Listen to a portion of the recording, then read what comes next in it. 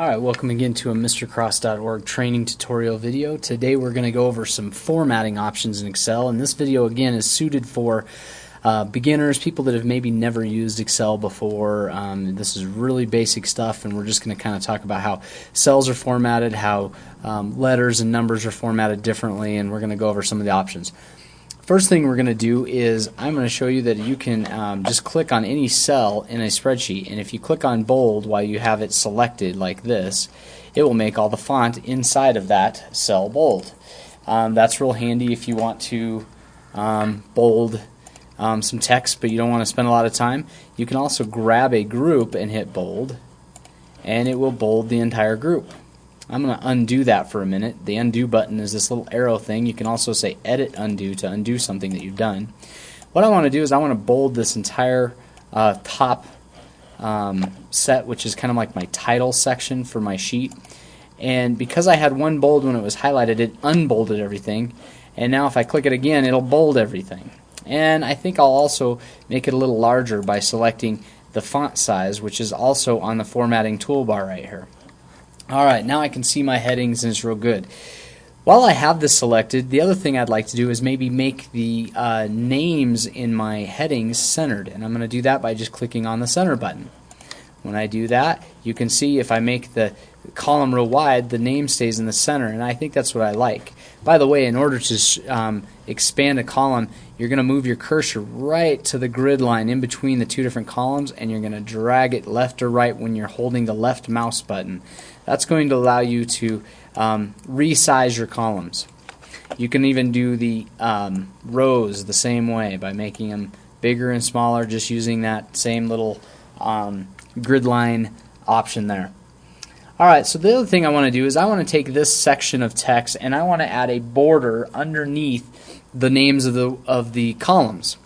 And I'm going to do that by right-clicking and saying Format Cells, or I can also go up to Format and go to Cells. When I do that, I'm going to select Border. There's a bunch of different tabs here. We're going to talk about all of those at some point, but right now we're going to do Border. And I want to take just a thick black line, and then I'm going to select which part of the cell I want to place that line on. If I just have the bottom of this selected, it will put a line across the bottom of all the cells. If I put it in the middle there, it is actually going to follow the grid lines, which are these light gray areas here on the sheet, and it will put a dark, thick black border around each one. If I were to take the center bar out here, it would go all the way around the entire title bar here, but it would not put the bar in these center areas. This border that we're putting in is printable, by the way. It will print when we put it on a sheet. So keep that in mind. These grid lines will not show up, but this bar that I create will. I just want it on the bottom, so I'm going to do that. There we go. So now you can see this entire row here has a line. I think that looks really, really nice.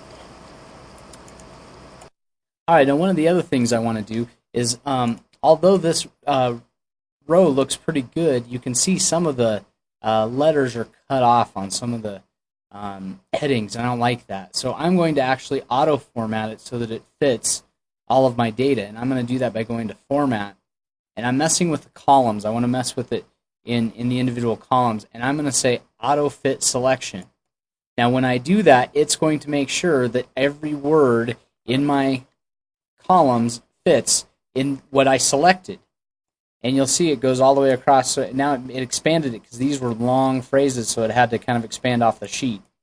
Notice here, though, that whatever I didn't select, that still isn't showing up. If I were to expand this column, there's a lot of writing here that didn't show. It didn't just expand this column out to the entire selection, and that was because we said Autofit Selection. So if we wanted to, we could actually select the entire table. And now we could say Format, and we could say Column, and we could say Autofit Selection. And when we do, it would actually make it the entire width of the, or it would make it wide enough to fit the largest amount of text, which in this case is this, probably this column right here, or well, there's a couple that are pretty long, like this one right here.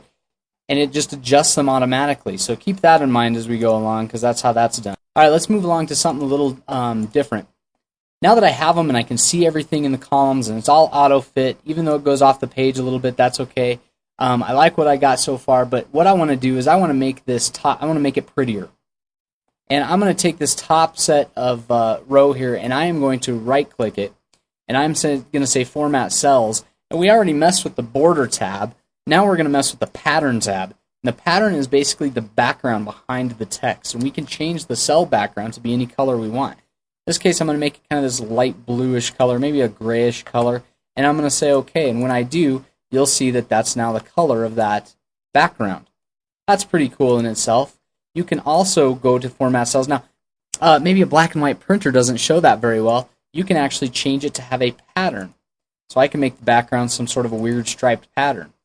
Now, notice that it kept the color and the pattern, but it did make it a little harder to read these backgrounds. You may use a pattern like that when you're dealing with some information, maybe some blocked out areas or something you don't want people to read because it's very unpleasant on your eye, and you probably won't see that one.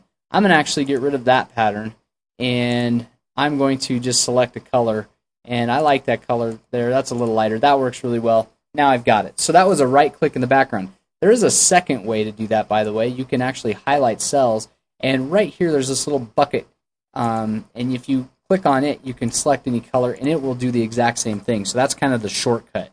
And like anything in Word, there's usually 2, probably 3 ways to do every single thing that I show you here. All right, here we go. This is one other thing. These numbers represent money, but if you notice, there's no dollar sign, and it's not, 25 cents is 0.25 instead of a dollar sign with a 0.25. Not real pleasant. It would be better if it was dollars. So I'm going to highlight both those cells, and I did that by clicking on the cell, the label for the cell, and dragging my mouse. And when I do, I can actually highlight more than one cell. Now there's a great little button called the Auto Format, and it will format my cells. And you'll see there's just a dollar sign right on the toolbar, and I can click it, and now I'm formatted dollar signs. I'm going to do the undo button because I'm going to show you the other way. While I have my cells highlighted, the second option is to right-click it and say Format Cells, and then I can go to Number. Now when I do that, I have a lot more options. I can make it a number with multiple decimal places. I can change it to currency, which is indeed what we want. There's also date and time and fractions and all kinds of other options that you might use for some other spreadsheet. We're going to use currency, and we'll say OK. Now, you'll see my cells are actually divided up into dollars and cents, and that's actually how I like it. That's much, much better.